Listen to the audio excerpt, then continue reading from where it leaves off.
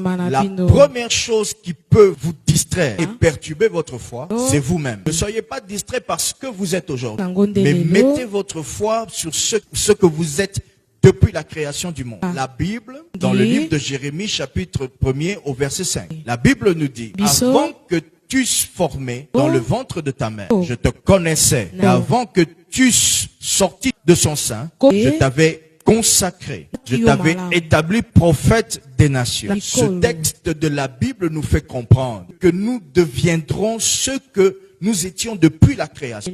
L'homme commet une grande erreur lorsqu'il regarde ce qu'il est aujourd'hui. L'homme commet une grosse erreur en mettant sa foi sur ce qu'il sera demain. L'homme devrait mettre sa foi sur ce qu'il avait déjà été depuis la création. Que ta volonté soit faite sur la terre comme au ciel.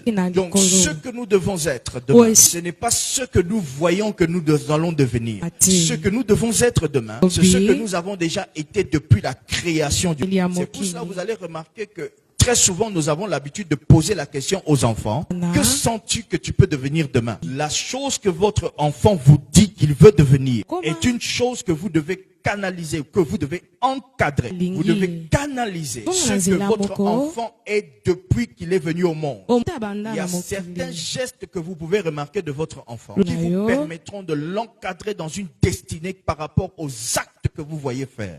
Selon Dieu, la volonté est au passé. Mais selon les hommes, la volonté est au futur.